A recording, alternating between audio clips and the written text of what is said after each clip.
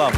Pemirsa, sudah 4 tahun pemerintahan Jokowi JK berusaha memajukan ekonomi Indonesia, tetapi masih banyak yang masih harus dikerjakan. Setahun tersisa Jokowi JK itu yang akan menjadi judul Economic Challenges malam ini, dan kita akan segera panggilkan host Economic Challenges, Suryo Pratomo. Mas Tommy, selamat malam.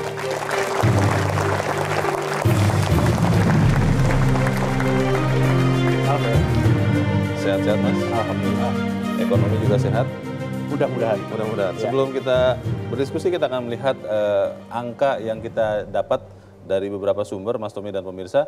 Data dari Badan Pusat Statistik menunjukkan bahwa ekonomi Indonesia tumbuh dari angka 5,02% ini di setahun tahun 2016 menjadi 5,17%. Ini di semester pertama 2018. Walaupun memang ini akan masih melihat lagi semester kedua 2018. Kita lihat bagaimana dengan pertumbuhan ekonomi Indonesia. Di tahun lalu 2017 Indonesia masuk ke dalam klub negara-negara yang memiliki PDB 1 triliun dolar. Kita mengapresiasi itu, walaupun memang kita kalau melihat daya saing, bagaimana indeks daya saing global Indonesia itu naik walaupun belum terlalu banyak, dari peringkat 45 dari 140 negara di tahun 2017 47 menjadi 45 di tahun 2018. Ini menurut World Economic Forum. Kita melihat juga apa yang akan dibangun oleh pemerintahan Jokowi JK. Ada 5, yaitu adalah kebudayaan dan prestasi bangsa, kemudian stabilitas politik dan keamanan dan penegakan hukum, Indonesia sentris, peningkatan kesejahteraan dan pembangunan ekonomi dan peningkatan daya saing. Ini menurut Badan Pusat Statistik. Kita melihat bagaimana dengan kemiskinan. Ini menjadi isu yang juga sering dibicarakan orang, bagaimana kemiskinan per Maret 2018 berada di angka 9,82%, dari tahun lalu 2017 10,12%. Ini masih debatable, apakah memang sudah menjadi ukuran kesejahteraan. Bagaimana dengan pengangguran, juga terlihat ada penurunan di 2018, ada di angka 5,13%, ini dari Trading Economics.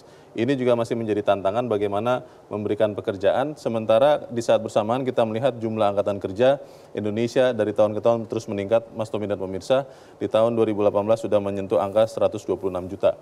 Kita melihat juga bagaimana indeks pertumbuhan manusia atau Human Capital Index di negara tetangga kita, Singapura ada di peringkat pertama, Jepang di peringkat kedua, Indonesia ada di peringkat berapa? Kita melihat Indonesia ada di peringkat 87. Ini lebih rendah daripada Filipina, tetapi memang kita masih lebih baik dari negara-negara Kamboja, Myanmar, India ada di 114 dan ada beberapa negara lain. Kalau pertanyaannya adalah melihat 1 tahun yang tersisa ini, Mas Tommy, apa yang masih bisa dilakukan sebetulnya? Ya, saya kira banyak, Leo. Tapi yang penting yang bersatu jadi kesadaran kita. Membangun negara itu tidak bisa dilihat sepotong-sepotong. Ini adalah sebuah proses yang tidak akan pernah berhenti. Dan tidak pernah akan bisa mencapai. Karena ibarat kita melewati mistar, itu mistarnya semakin lama kita semakin naikkan. Artinya apa? Keinginan kita adalah meningkatkan kesejahteraannya. Karena itu membangun negara itu dikatakan never ending business. Yang harus kita lihat adalah bagaimana tren. Nah, kalau kita lihat, masih ingat, persoalan terberat di Indonesia itu adalah keterbatasan infrastruktur. Yang kedua adalah perizinan yang berbelit-belit. Akibatnya adalah kita ingin membangun pertumbuhan ekonomi yang lebih cepat, lebih sehat, itu tidak pernah tercapai. Nah, di dalam 4 tahun pertama ini kita sudah punya modal infrastruktur baik, kemudian perizinan juga dengan online single submission.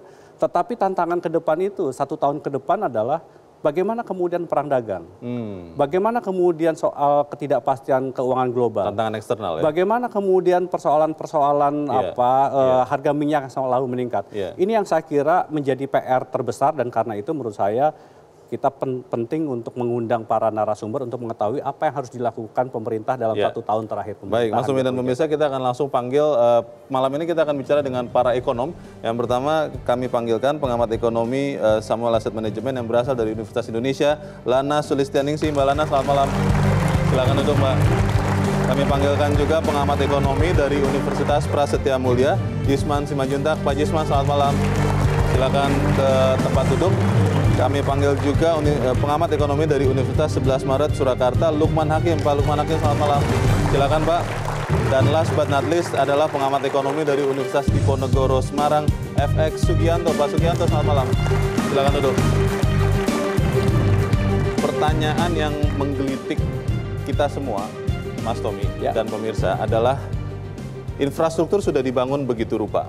Tetapi ada yang mengatakan ini kan belum menunjukkan efeknya kepada pertumbuhan ekonomi kita. Rakyat katanya masih susah, barang-barang masih mahal katanya. Apakah yang dilakukan selama 4 tahun ini itu merupakan modal kuat untuk melompat lebih laju lagi di dalam pertumbuhan ekonomi Indonesia? Ya, kita lihat memang dalam 4 tahun ini pertumbuhan kita ini belum beranjak jauh gitu ya, dari 5,1, 5,2 lah ya. Secara rata-rata kita masih di 5%-an. Sementara kalau kita flashback katakan ke 10 tahun terakhir, pertumbuhan ekonomi kita itu sekitar 5,7% secara rata-rata. Jadi mungkin kita masih di bawah rata-rata. Tetapi pencapaian saat ini kita lihat terutama 2 tahun terakhir, inflasi itu cukup rendah, relatif bisa bertahan di 2-3%. Nah, mudah-mudahan ini bisa menjadi modal. Tadi kalau Mas Leo katakan apakah ini bisa menjadi modal ke depan. Saya kira untuk 1 tahun ke depan kalau inflasi itu bisa terjaga baik, itu bisa membantu. Sedikit banyak itu bisa membantu. Tapi memang kalau kita bicara pertumbuhan ekonomi ya, kita memang belum bisa lebih dari 5,2% saya kira. Tetapi 5% pun sudah sangat baik sebetulnya untuk kondisi kita saat ini. Ya, kalau kita tadi menyinggung infrastruktur tentu akan efeknya itu lebih panjang ya, bisa kita lihat dalam jangka pendek. Ketika nanti semua infrastruktur itu sudah berjalan baik, beroperasi dengan baik, nah ini akan membantu ya mobilitas dari penduduk, membantu mengurangi biaya logistik yang sekarang masih cukup mahal di kita. Akan mempercepat pertumbuhan ekonomi kita. Saya kira ke depannya ada potensi seperti itu ya, tetapi kalau kita targetkan misalkan masih cukup tinggi di atas 5,5 rasanya masih cukup berat ya.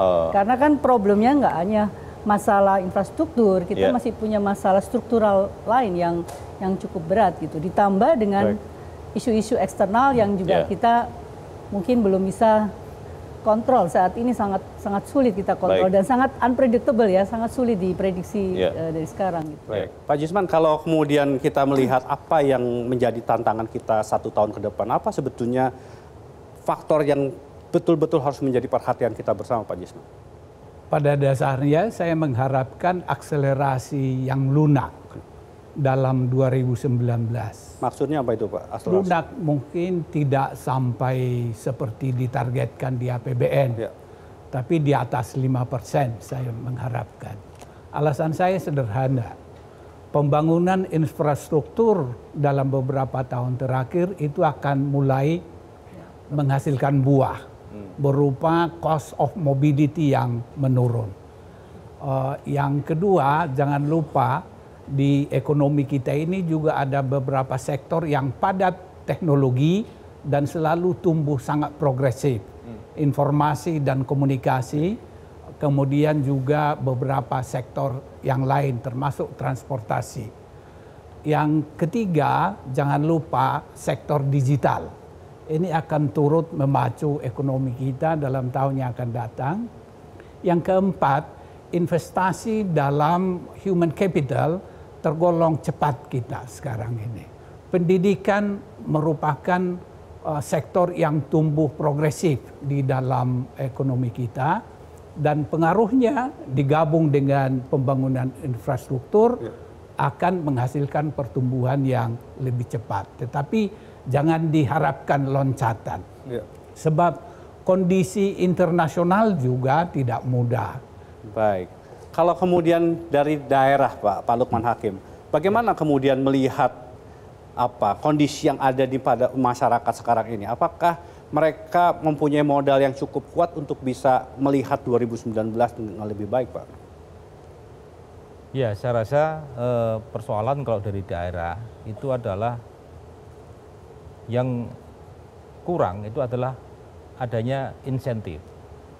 Kami melihat